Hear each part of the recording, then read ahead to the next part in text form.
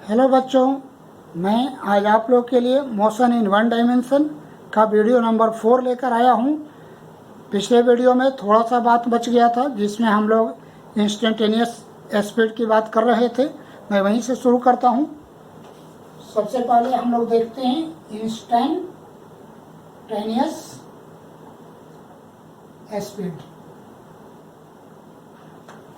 तो मेरा नाम राघवेंद्र कुमार और हम सबका चैनल साइंस एंड मैथ, आप मुझे सब्सक्राइब करें और अपने दोस्तों को भी बताएं। उन्हें वीडियो अच्छा लगे तो शेयर करें, लाइक करें। और जो एजुकेशन हम लोगों ने फ्री में प्रोवाइड करने का व्यवस्था किया है वो कंटिन्यू रहनी चाहिए, शिक्षा चलती रहनी चाहिए। अब जैसे कि मैंने पिछला बार कहा था, इसका डिफिनीशन है कि speed of a body at the particular instant of time is called instantaneous speed. कोई भी ऑब्जेक्ट अगर पार्टिकुलर इंस्टेंट ऑफ टाइम पर जो स्पीड रखता है उसको इंस्टेंटेनियस स्पीड कहेंगे। अब देखिए, यहाँ समझने वाली बात क्या है कि हमने स्पीड का फार्मूला डिस्टेंस बाई टाइम लिया था। एवरेज स्पीड का हमने जो फार्मूला लिया था, एवरेज स्पीड का वो फार्मूला है टोटल डिस्टेंस, यानी change in distance by change in time. ये फार्मूला है इसका। यानी बच्चे, हम लोग बात कर रहे हैं बच्चों कि यहाँ पर हम लोग टाइम इंटरवल लेते हैं, लेकिन हमने कहा कि इंस्टेंटेनियस स्पीड में at the particular instant of time, यानी एक पॉइंट ऑफ टाइम का जिक्र हो रही है। तो अगर हम पहला टाइम और दूसरा टाइम दोनों वही ले लें तो उसका डिफरेंस 0 हो जाएगा। अब यहाँ देखिए, डिस्टेंस को 0 से डिवाइड करेंगे तो यह इनफाइनाइट हो जाएगा, और इनफाइनाइट तो अपने आप में अनडिफाइंड होता है, इसका कोई मतलब ही नहीं होता है।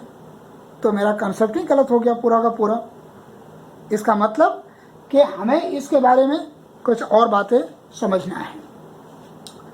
अब जैसे मैंने कहा कि हम कोई आप गाड़ी पर बैठे हुए हैं हमारे साथ, और मैं आपको कहूँ कि चलो भाई बताना 10 बजे गाड़ी का स्पीड कितना होगा, तो आप स्पीडोमीटर देखोगे और बता दोगे कि 10 बजे गाड़ी का यही स्पीड रहेगा सर। लेकिन इसको थियोरेटिकली अगर हम बनाने की कोशिश करें तो क्या होगा, 10 बजे पहला टाइम और दूसरा टाइम भी 10 बजे ही इनिशियल एंड फाइनल ले लें तो इंटरवल 0 और टाइम इंटरवल 0 ही जो ही डालेंगे तो इनफाइनाइट हो जाएगा, अनडिफाइंड हो जाएगा, वो चीज़ ही गलत हो जाएगी। तो इसलिए हम लोग क्या करते हैं कि 10 बजे और 10 बजे के ठीक बाद, यानी मान लें कि 10:02 हम ले लेते हैं, तो इतने दरमियान में ऑब्जेक्ट जो डिस्टेंस ट्रेवल किया होगा उसको 2 मिनट से डिवाइड कर देंगे तो हमारा आ जाएगा।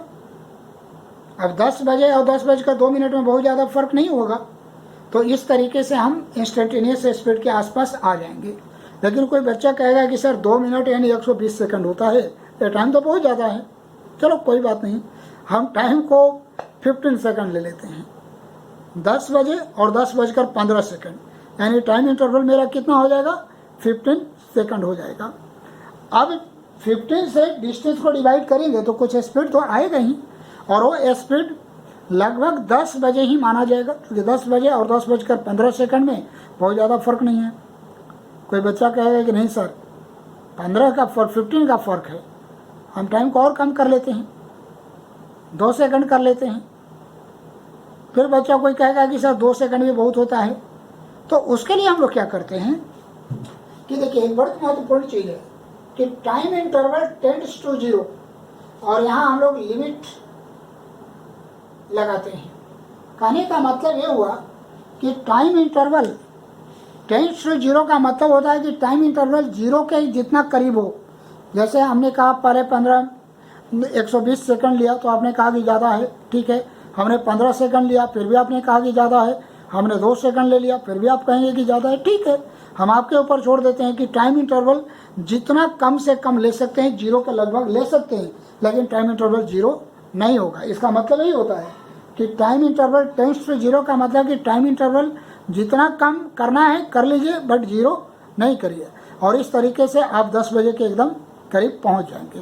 तो यहाँ पर जो क्वेश्चन पूछा जाता है आप लोग से, 11 में इसकी पढ़ाई डिटेल्स में होती है, लेकिन आपके पास 9 क्लास के सिलेबस में जो क्वेश्चन पूछा जाता है कि for what value of time interval average speed will convert into instantaneous speed, यानी टाइम इंटरवल का क्या वैल्यू लें कि एवरेज स्पीड इंस्टेंटेनियस स्पीड में बदल जाए। तो मैंने बताया कि time interval should be very very small, यही आपको लिख देना है, time interval should be very very small. तो इस तरीके से इंस्टेंटेनियस स्पीड का भी कंसेप्ट खत्म हो जाता है, उतना ज़्यादा हम लोग को नहीं पढ़ना है। आगे बढ़ते हैं। यहाँ पर एक क्वेश्चन आप लोग से ज़रूर पूछेंगे कि which type of speed is measured by the speedometer. Which type of speed is measured by the speedometer. हम आप पहले जानते हैं कि स्पीडोमीटर स्पीड मेजर करता है, ठीक है, ये बात हम लोग जानते हैं, लेकिन किस टाइप का स्पीड मेजर करता है स्पीडोमीटर, समझने की बात यह है। 4 प्रकार के स्पीड हमने पढ़ लिया, तो राइट आंसर है इंस्टेंटेनियस स्पीड। इंस्टेंटेनियस स्पीड का मेजरमेंट स्पीडोमीटर से होता है। तो इस तरीके से स्पीड का टॉपिक खत्म हो गया। अब हम लोग अगला टॉपिक वेलोसिटी, उसमें हम लोग चलते हैं। तो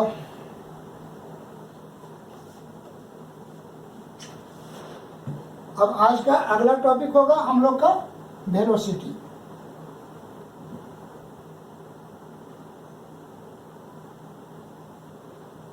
तो ठीक वैसे ही हम लोग आगे बढ़ते हैं कि displacement travelled by a body in 1 second is called velocity। यानी कोई भी ऑब्जेक्ट यूनिट टाइम इंटरवल में जो डिस्प्लेसमेंट ट्रेवल करता है उसको वेलोसिटी कहते हैं। बच्चों एक चीज़ मैं आप लोग को बता देना चाहता हूँ कि वेलोसिटी के पढ़ना ज़रूरी नहीं है थियोरेटिकली। अगर आप स्पीड पढ़े हैं तो वेलोसिटी ज़रूरी नहीं है, आपका नोट्स वहीं से बन जाएगा। जहाँ जहाँ स्पीड लिखा हुआ है वहाँ वहाँ आप वेलोसिटी लिख दें, और जहाँ जहाँ डिस्टेंस लिखा हुआ है वहाँ वहाँ आप डिस्प्लेसमेंट लिख दें, और इस तरीके से आपका नोट्स बन जाएगा। लेकिन फिर भी मैं आगे बढ़ता हूँ। यानी कोई भी ऑब्जेक्ट सपोज दैट कि एक स्ट्रेट लाइन में ऐसे जा रही है, तो यहाँ जाने में इसने डी डिस्प्लेसमेंट ट्रेवल किया और इसको टी सेकंड टाइम भी लग गया। तो यूनिटरी मेथड लगाइए कि in t second object will travel d displacement, so in 1 second it will travel either more or less than d. Think it is unitary method, then you will say that it is less, यानी कम, और कम के लिए हम लोग क्या करते हैं, divide करते हैं। अगर ये डिस्प्लेसमेंट है तो यहाँ वेक्टर का साइन भी लगा दीजिए। तो 1 सेकंड में जो डिस्प्लेसमेंट ट्रेवल होता है इसको हम लोग वेलोसिटी कहते हैं। तो हम लोग यहाँ लिख सकते हैं कि velocity is equal to D by T, ये फॉर्मूला हो गया। अब यहाँ एक वेक्टर का मतलब हुआ कि वेलोसिटी यहाँ वेक्टर है, डिस्प्लेसमेंट यहाँ पर वेक्टर है। अब आइए आगे, जैसा कि मैं बार बार बात कर रहा हूँ कि इट इज वेक्टर क्वांटिटी, या वेक्टर क्वांटिटी है, स्पीड आपका क्या था, स्केलर क्वांटिटी था। इस प्रकार से कंपैरिजन भी करते चलेंगे। एक डेफिनेशन में डिफरेंस है, दूसरा डिफरेंस यहाँ पर है कि स्पीड स्केलर है, वेलोसिटी वेक्टर क्वांटिटी है। और जब तक आप डिफरेंशिएट करना नहीं समझेंगे फिजिक्स में, तब तक आप फिजिक्स अच्छी तरीके से नहीं समझ पाएंगे। तो इसलिए कहाँ क्या डिफर करता है इस बात पर आप ध्यान देते रहें। आओ आगे बढ़ते हैं, इसका ऐसा यूनिट निकालते हैं। तो यूनिट निकालने के लिए तो फॉर्मूला की जरूरत है, फॉर्मूला हमारे पास है। तो डिस्प्लेसमेंट का यूनिट होता है मीटर, और टाइम का होता है सेकंड, सो इसका भी ऐसा यूनिट हो जाएगा मीटर पर सेकंड। तो इस तरीके से हम लोग इसमें भी आगे बढ़ सकते हैं, इसका यूनिट हो जाएगा मीटर पर सेकंड। सीजीएस यूनिट निकाल सकते हैं हम लोग, सीजीएस यूनिट हो जाएगा सेंटीमीटर पर सेकंड। तो जस्ट स्पीड की तरह ही चलता है, फर्क इतना ही है कि स्पीड एनी डायरेक्शन में होगा और यह एक डिफिनिट डायरेक्शन में होगा। वेलोसिटी वेक्टर क्वांटिटी है तो इसका डायरेक्शन चेंज नहीं होगा। जब ऑब्जेक्ट एक स्ट्रेट लाइन पर चलते रहेगी उस समय इसकी चर्चा होती है। अब आगे बढ़ते हैं हम लोग। इसके बाद फिर हम लोग को वही बात आती है कि टाइप्स ऑफ क्वांटिटी, यानी वेक्टर क्वांटिटी वेलोसिटी का टाइप्स। तो जस्ट जैसा कि मैंने स्पीड में कहा था कि there are 4 types of speed, in the same way there are 4 types of velocity. First uniform velocity, हम लोग उसी का जिक्र कर रहे हैं। फर्स्ट इसका टाइप है uniform velocity. It is also called constant velocity. इसको हम लोग कांस्टेंट वेलोसिटी भी कर सकते हैं। तो मान लेते हैं बच्चों कि कोई ऑब्जेक्ट यहाँ से चलना शुरू करता है और यहाँ जाता है। अब सपोज दैट कि एक 50 मीटर का डिस्प्लेसमेंट 5 सेकंड में जाता है। तो हमसे तो कोई पूछ सकता है कि 1 सेकंड में कितना जा रहा होगा। तो मान ले कि 1 सेकंड में वो यहाँ गया, ऐसे देख ले 1 सेकंड में सपोज दैट कि 10 मीटर के डिस्टेंस पर है, ये हटा दीजिए, अब इसकी जरूरत नहीं है मुझे। फिर मान ले कि अगले 1 सेकंड में भी यह 10 मीटर का डिस्टेंस गया, फिर अगले 1 सेकंड में भी यह 10 मीटर का डिस्टेंस गया। तो इसका मतलब क्या हुआ कि हर इक्वल टाइम इंटरवल में ऑब्जेक्ट इक्वल डिस्प्लेसमेंट ट्रेवल करता है। देखिए यहाँ 10 मीटर लिख दीजिए, यानी 1 सेकंड में ये 10 मीटर गया, फिर 1 सेकंड में ये 10 मीटर गया, फिर 1 सेकंड में एक 10 मीटर गया। कहने का मतलब हुआ कि object travels equal displacement in equal time interval.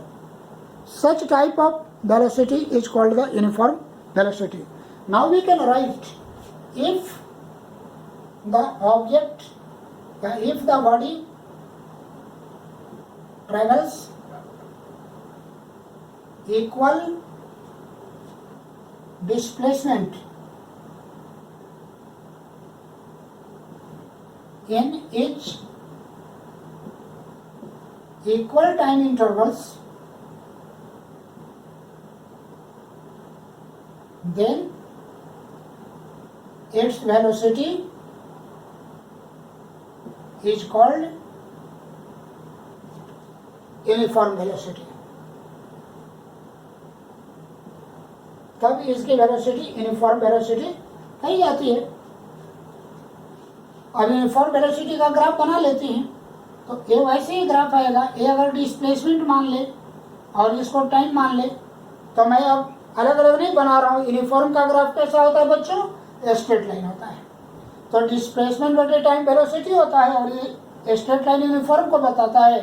तो ये जो ग्राफ है वो यूनिफॉर्म वेलोसिटी के बारे में जिक्र करेगा। तो एक ग्राफ हो गया, यानी slope of displacement time graph will show the uniform velocity, या वेलोसिटी कह सकते हैं। Slope of velocity time graph will show the velocity, slope of speed time graph will show the velocity.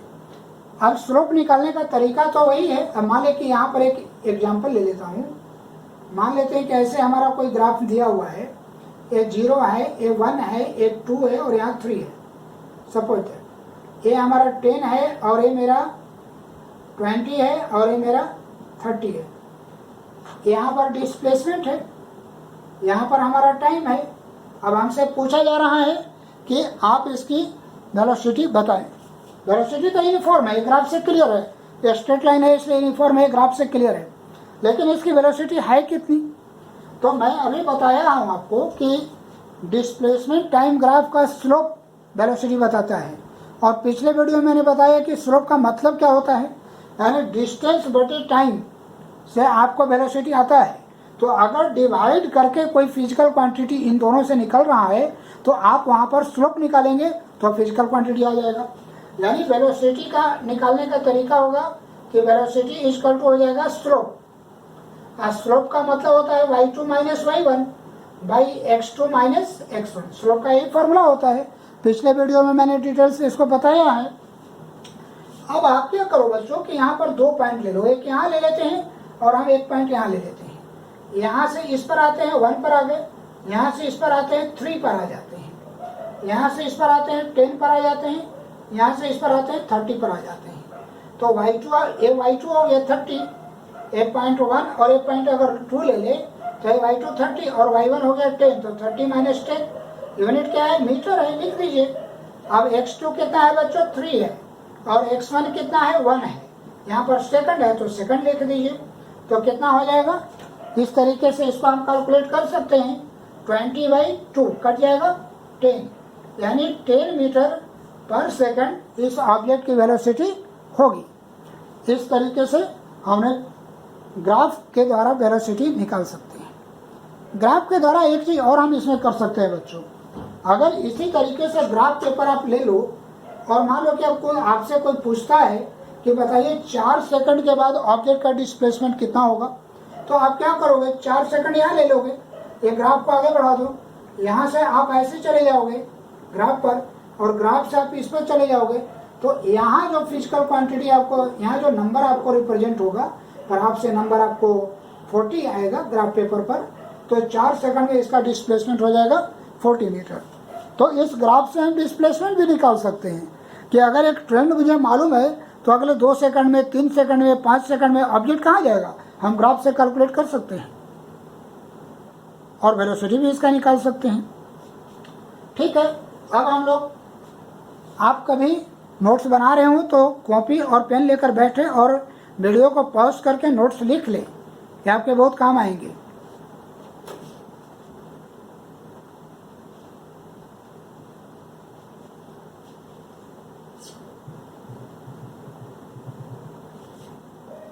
Now अब हम लोग आते हैं दूसरे टाइप की वेलोसिटी। इस टाइप के वेलोसिटी को हम लोग कहते हैं नॉन यूनिफॉर्म वेलोसिटी, यानी इसको हम लोग कह सकते हैं वेरिएबल वेलोसिटी, इसको हम लोग कह सकते हैं वेरिएबल वेलोसिटी। यानी अब हम लोग फिर वही पॉइंट को समझने का प्रयास करें कि कोई ऑब्जेक्ट यहाँ से स्ट्रेट लाइन में ऐसे जा रहा है, ठीक है, मान लेते हैं कि 1 सेकंड में ऑब्जेक्ट 2 मीटर गया, फिर अगले 1 सेकंड में ऑब्जेक्ट 12 मीटर गया, और अगले 1 सेकंड में ऑब्जेक्ट मान लेते हैं कि 20 मीटर चला गया। तो हर इक्वल टाइम इंटरवल में ऑब्जेक्ट इक्वल डिस्टेंस तो नहीं ट्रेवल कर रहा है। यहाँ पर हम देख सकते हैं कि object is not travelling equal distance in each equal time interval, so such type of velocity is called the non uniform velocity. तो डेफिनेशन आप लिख लें कि if the body does not travel equal distance, नहीं displacement, equal displacement in each equal time interval, then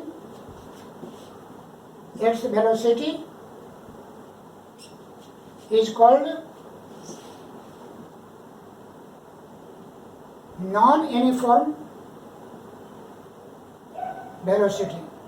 तब इसकी velocity non uniform कही जाएगी। ग्राफ बनाने की बात आएगी बच्चों, तो ग्राफ तो मैंने पहले ही आपको बता दिया था।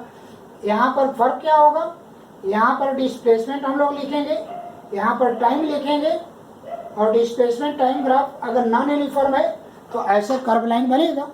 इस तरीके से हम इसके बारे में भी पढ़ सकते हैं। इसका कोई न्यूमेरिकल तो पूछा नहीं जाता है, डिफिनेशन ही मुख्य रूप से पूछा जाता है। डिफिनेशन और ग्राफ, इसमें यही 2 चीज़ें इंपॉर्टेंट हैं। तीसरा अगर हम लोग देखें थर्ड में, तो वही हमारे पास हो जाएगा एवरेज वेलोसिटी। तो इसके बारे में भी कोई बहुत ज़्यादा हम लोग को नहीं पढ़ना है। It is the ratio of, सब पहले जैसा ही है, it is the ratio of total displacement to total time, यानी average velocity equal to total displacement by total time, total displacement by total time. अब एक बहुत महत्वपूर्ण क्वेश्चन यहाँ पर है बच्चे कि आप कोई भी ऑब्जेक्ट जैसे सर्कुलर पाथ में चलता था, हम लोग पीछे डिस्टेंस और डिस्प्लेसमेंट वाले वीडियो में देख रहे थे कि अगर एक कंप्लीट राउंड लगाने के बाद अगर ऑब्जेक्ट इनिशियल पोजीशन पर फिर से पहुंच जा रहा था तो उसका डिस्प्लेसमेंट जीरो होता था, लेकिन डिस्टेंस कुछ न कुछ होता था।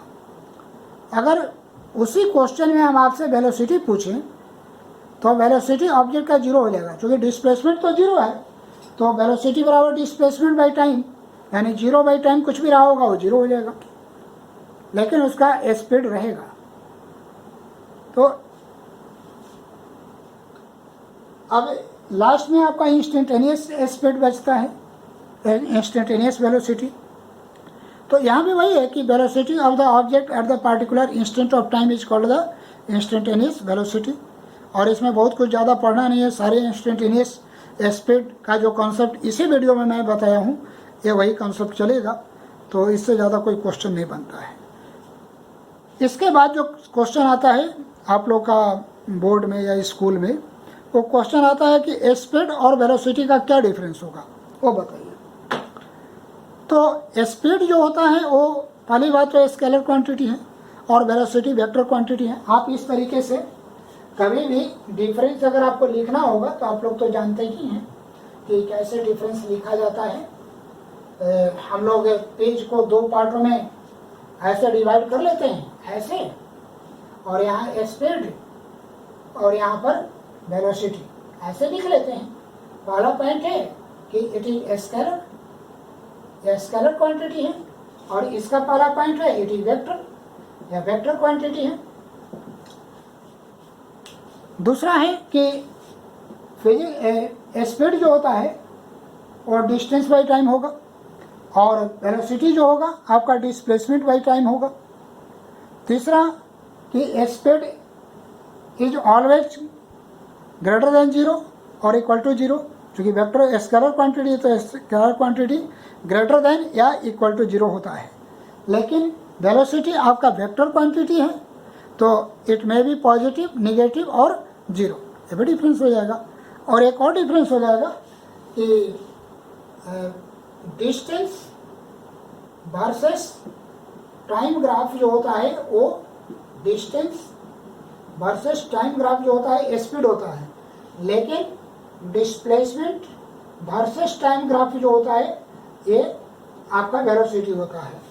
तो इस तरीके से कई डिफरेंस है इन दोनों के बीच में, बुक में आपको मिल जाएंगे। ये क्वेश्चन बहुत इंपॉर्टेंट है। तो इस तरीके से बच्चों हम लोग स्पीड और वेलोसिटी के बारे में पढ़ लिए, और मैं उम्मीद करता हूं कि आप लोग नोट्स बनाएंगे और नोट्स का बार बार प्रैक्टिस करेंगे या वीडियो को बार बार देखकर समझने का प्रयास करेंगे, इससे आप लोग को फ़ायदा होगा। अब अगला वीडियो में मैं आप लोग के लिए एक्सेलरेशन लेकर आऊँगा, और वो बहुत बिल्कुल नया टॉपिक होगा आप लोग के लिए। और उसके बाद के वीडियो में मैं आप लोग के लिए एक्सेलरेशन के बाद इक्वेशन ऑफ मोशन का प्रूफ मैं करूँगा। वो प्रूफ अरिथमेटिक और ज्योमेट्रिक दोनों मेथड से करना है, और इस तरीके से हम लोग सिलेबस के अंत की तरफ फिर बढ़ेंगे। लेकिन चलने से पहले मैं आप लोग को कुछ न्यूमेरिकल करवा देता हूँ।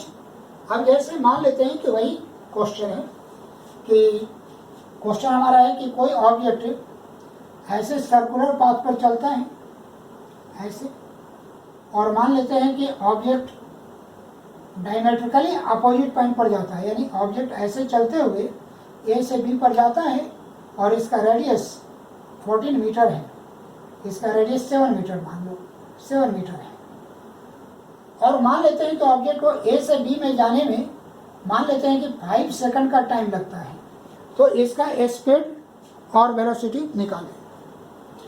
तो सबसे पहले तो हमें इसका डिस्टेंस निकालना पड़ेगा। तो ए बी आर्क, देखो आर्क ए बी यानी इसके बारे में मैं चर्चा कर रहा हूँ, इसके बारे में चर्चा कर रहा हूँ।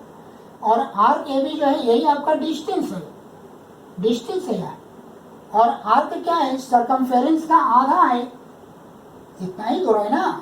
अगर ये पूरा होता तो सरकमफेरेंस होता। सरकमफेरेंस का फार्मूला 2πr होता है बाई 2, 2 कट गया, पाई का वैल्यू 22/7 और आर का वैल्यू कितना हो जाएगा, 7 कट जाएगा, यानी 22 मीटर। और आपका टाइम तो है 5 सेकंड, तो स्पीड कितना हो जाएगा, distance by time, distance by time. तो डिस्टेंस आपका है 22 मीटर और टाइम आपका है 5 सेकंड।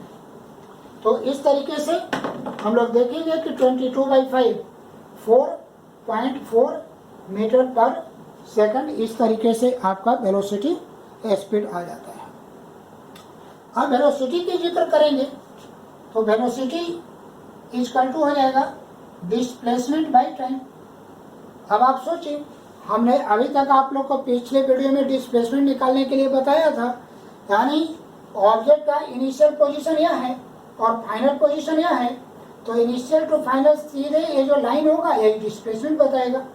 तो बच्चे यहाँ ये देखोगे कि ये तो एक डायमीटर है और डायमीटर 2 इंटू रेडियस होता है, यानी 14 मीटर हो जाएगा और टाइम तो वही 5 सेकंड लगेगा। तो 5 2 जा 10, 5 8 जा 40, इतना मीटर पर सेकंड। तो इस तरीके से स्पीड और वेलोसिटी हमने निकाल लिया। हमेशा आप देखोगे कि वेलोसिटी स्पीड से कम आएगा। हाँ, पिछले वीडियो में मैंने एक बात कहा था कि when the distance and displacement will be equal, when the object will travel in the straight line, सीधे एकदम चला जाए, तब ऑब्जेक्ट एकदम सीधा चला जाए, पाथ नहीं बदले, उस परिस्थिति में स्पीड, डिस्टेंस और डिस्प्लेसमेंट इक्वल होगा। और डिस्टेंस और डिस्प्लेसमेंट अगर इक्वल होगा तो स्पीड और वेलोसिटी भी उस टाइम में इक्वल हो जाएगा। तो सेम क्वेश्चन यहाँ भी पूछा जा सकता है कि when will be the speed and velocity will be equal. So we can say that when the object will travel in the straight line, in this situation speed and velocity will be equal.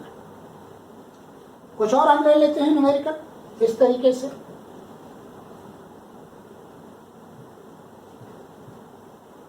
अब एक बहुत important question है, हम लोग ऐसे देखते हैं, यहाँ पर टाइम है, यहाँ पर हमारा डिस्टेंस है।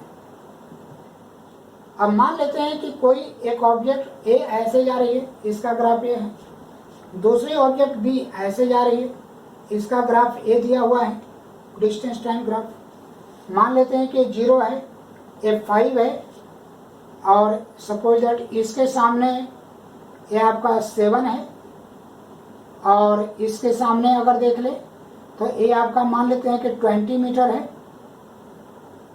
तो यहाँ से कई सवाल पूछे जाते हैं, इस ग्राफ से रिलेटेड कई सवाल पूछे जाते हैं। सबसे पहला सवाल तो यही पूछा जाता है कि when and where will B overtake A, कहाँ पर बी ए को मिलेगा। तो जहाँ दोनों ग्राफ कट जाते हैं, यहाँ पर ग्राफ कट गए, अब यहाँ पर यानी टाइम 7 सेकंड, 7 सेकंड के बाद और at the distance of 20 metre, 7 second के बाद यानी ए जब चलना शुरू किया था तब से 7 सेकंड बाद और बी जब चलना शुरू किया था तब से 2 सेकंड के बाद। इस बात को भी ध्यान देंगे कि क्या क्वेश्चन पूछा जा रहा है आपसे, ए से 7 सेकंड के बाद और बी से 2 ही सेकंड के बाद, यानी बी जब चलना शुरू किया अपने चलने के 2 सेकंड के बाद ही ए को ओवरटेक कर लिया। कहाँ किया, ए 20 है, ए के लिए भी है और बी के लिए भी है, क्योंकि ए भी 0 पर है और बी भी 0 पर ही है। तो इस तरीके से डिस्टेंस दोनों के लिए 20 मीटर है। अगला इसमें एक सवाल पूछा जाता है कि when the B has started the motion, A is how long distance ahead the B, जब B चलना शुरू किया तो A उससे कितना आगे बढ़ गया था। तो देखिए आप यहाँ से इस पर, यहाँ से ऐसे ग्राफ ले लेंगे, यहाँ से ऐसे, और यहाँ से ऐसे चले जाएंगे। मान लेते हैं कि आपका 15 मीटर है, सपोज दैट, यानी बी जब चलना शुरू किया था तो ए 15 मीटर आगे निकल चुका था। बी जब चलना शुरू किया था, अभी तक तो बी तो यहाँ पर अभी 0 पर ही है, अभी तो चलना ही नहीं शुरू किया है, लेकिन जब तक ये चलना शुरू किया तब तक ये 15 मीटर पर पहुंच गया है। ये बात हो गई। अब आगे की बात देखते हैं। अब इसमें एक सवाल और होगा कि speed of A and B निकाले, तो उसके लिए देखिए स्पीड ऑफ ए कैसे निकालेंगे। तो देखिए ए यहाँ से यहाँ तक का गया है, तो डिस्टेंस कितना हो गया, ये तो 20 माइनस 0, और टाइम कितना हो गया, तो 7 माइनस 0, तो 20/7 मीटर पर सेकंड। अब स्पीड ऑफ बी पूछा जाएगा, स्पीड ऑफ बी बताइए। तो आप देखिए बी जब चलना शुरू किया था तो 0 पर ही था, और जब यहाँ पहुंचा तो 20 पर है, तो इसका भी तो 20 माइनस 0 मीटर ही होगा।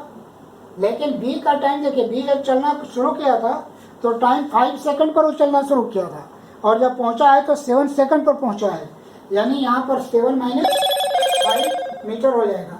तो इसको 20/2 काट देंगे,